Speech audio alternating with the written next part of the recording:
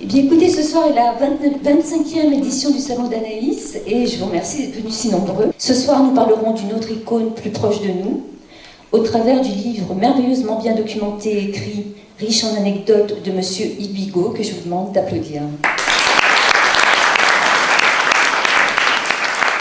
Vous êtes directeur général de TV5 Monde. Alors, quelques phrases sur votre parcours. Donc vous êtes né à Limoges, mais vous avez passé votre enfance à Saint-Tropez. Vous avez publié divers ouvrages, Les grandes stars du rock, et un livre que j'ai beaucoup aimé, dont on parlait à l'instant, Quelque chose en nous de Michel Berger. À 17 ans, vous ouvrez un magasin de disques.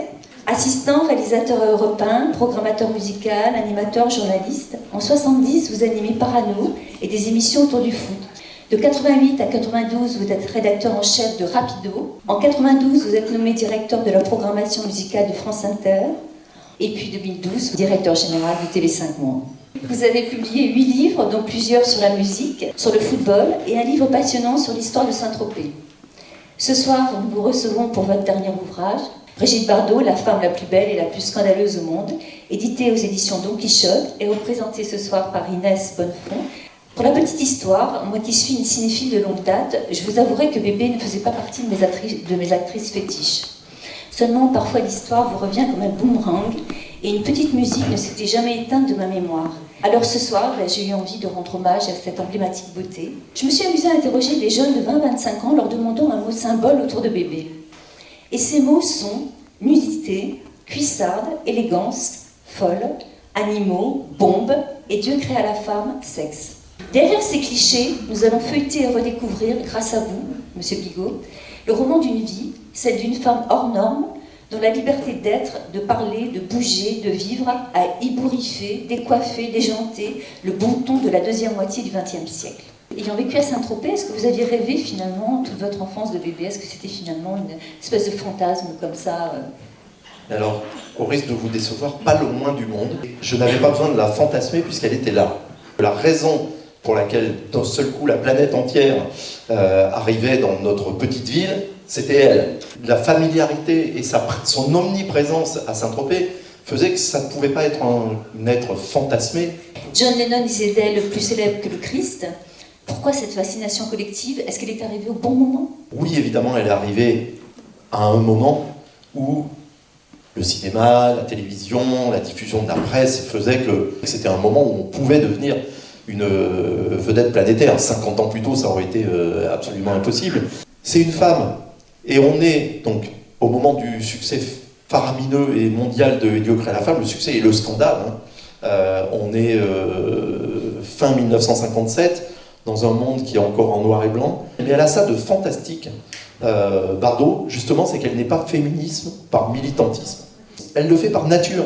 C'est parce qu'elle est comme ça. Elle dit donc cette chose. Quand j'avais 15 ans, j'ai entendu Roger Vadim dire cette chose qui m'a frappé. Il disait, quand un homme a des maîtresses, on dit que c'est un séducteur. Quand une femme a des amants, on dit que c'est une pute. Et moi, j'ai décidé que je mettrais fin à cette manière de penser. Quand on regarde les dieux créés à la femme, elle a quelque chose d'animal et l'instinct, quoi.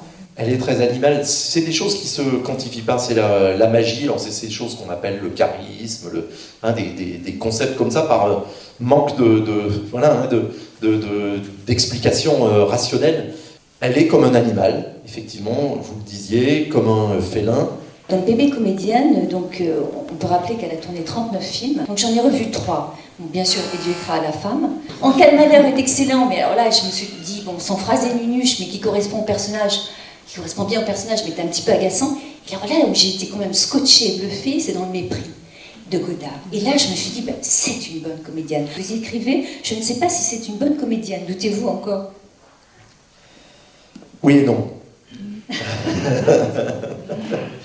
Elle est très particulière, on va dire. C'est les artistes, il faut toujours les juger à leur sommet et pas à leur moyenne. Bardot, si on prend les 3 films que vous venez de citer, c'est une très bonne comédienne. Elle a une approche tout à fait particulière, c'est-à-dire c'est l'anti-acteur studio. Donc Bardot, elle était bonne quand elle réussit, quand le personnage lui correspondait.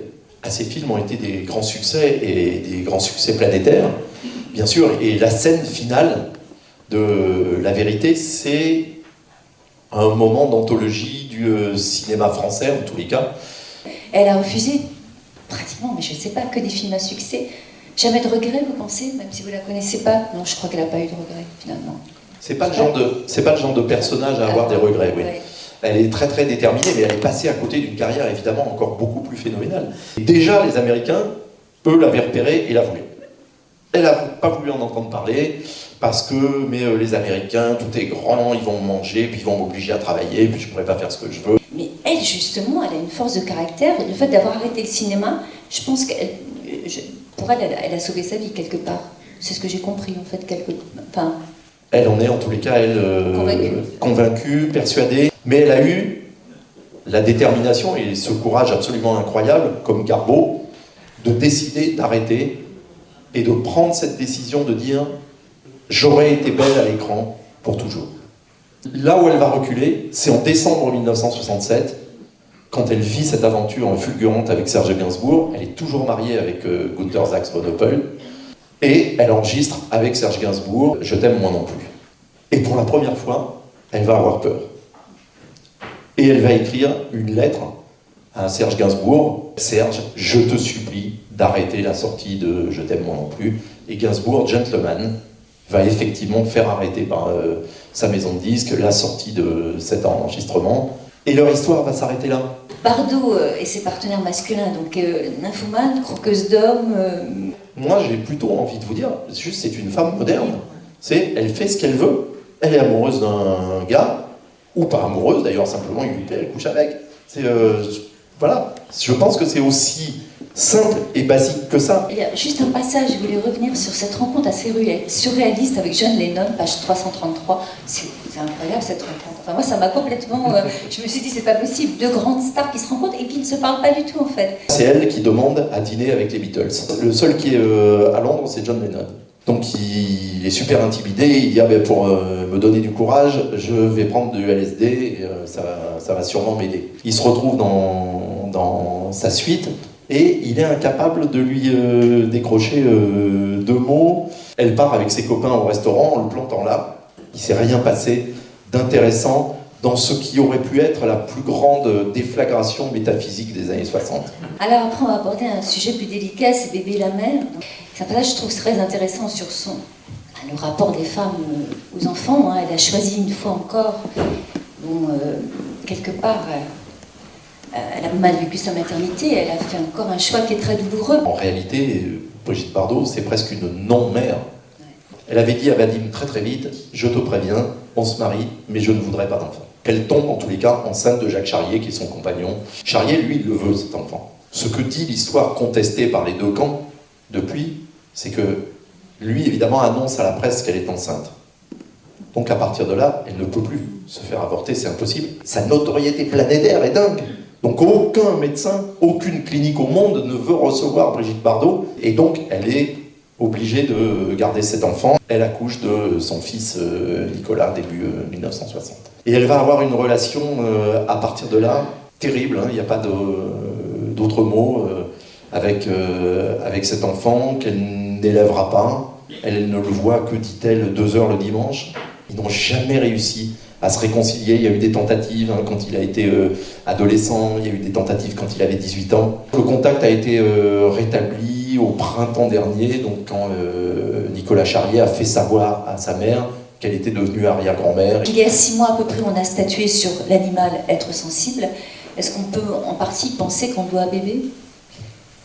Ah, alors écoutez, moi je pense qu'il n'est pas impossible que dans quelques années, on considère Brigitte Bardot de manière aussi importante pour le rôle qu'elle aura joué dans l'obtention de la reconnaissance des droits des animaux que comme l'icône sexuelle et principal acteur de la libération des femmes au XXe siècle. Y a-t-il encore du bris-bris dans la Bardot d'aujourd'hui? Ah, elle ne changera jamais. Oui, bien sûr, c'est toujours elle. Elle a toujours ce caractère incroyablement déterminé, invraisemblablement trempé, entêté aussi, entière. Je n'ai jamais été sage, avouée la plus belle et la plus scandaleuse femme au monde, belle à jamais et scandaleuse jusqu'au bout, qui sera toujours restée la Sophie de son adolescence amoureuse, avec ses rêves immenses de perfection, de bonheur et de liberté. mais qui n'aura effectivement jamais atteint la sagesse avec l'âge, ni avec le temps, et aura connu à la place les malheurs de son modèle enfantin. Véritable misanthrope qui, comme le définissait Aristote, ne sait pas si elle est un monstre ou une déesse. Voilà. Je vous remercie tous. Dans les années 60, par contre, elle est l'émergence de la jeune fille qui s'émancipe. Mais après, ce statut de femme, est-ce qu'elle ne le refuse pas? Et ses positions post-68 sur le scandale qu'elle ressent quand elle voit la libération des femmes, etc.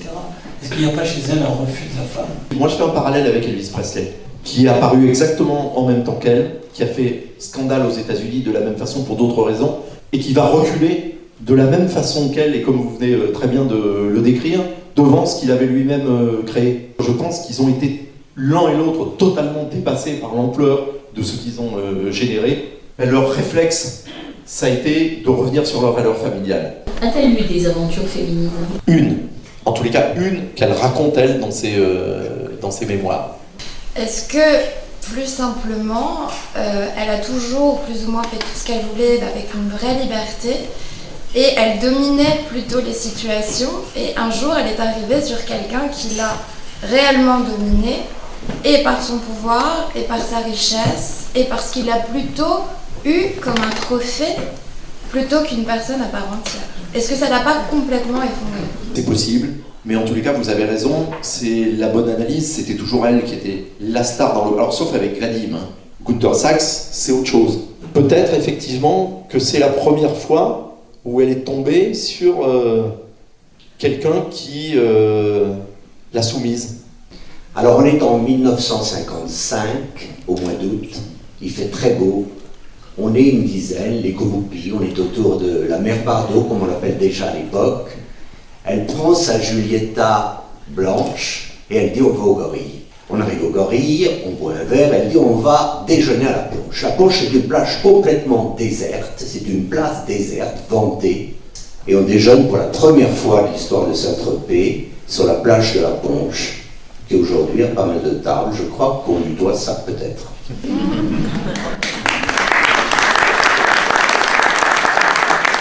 C'était un très bel hommage. Et l'invitation, merci à vous tous. Merci à vous tous.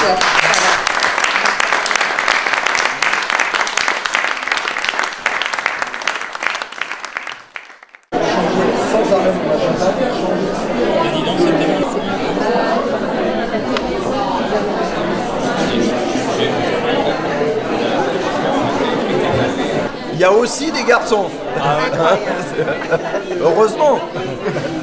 Un public incroyable, d'abord très très nombreux, très chaleureux, extrêmement attentif.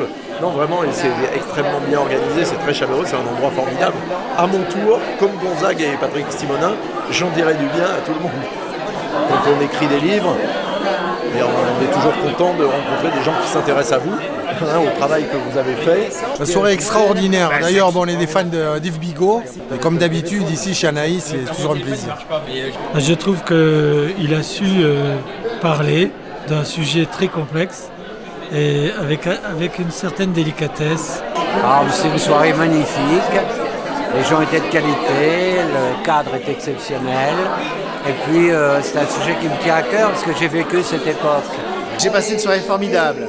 J'aime beaucoup Yves Bigot d'abord, parce qu'il se fait que je le connais, j'ai travaillé avec lui à Europe 1 à une certaine époque.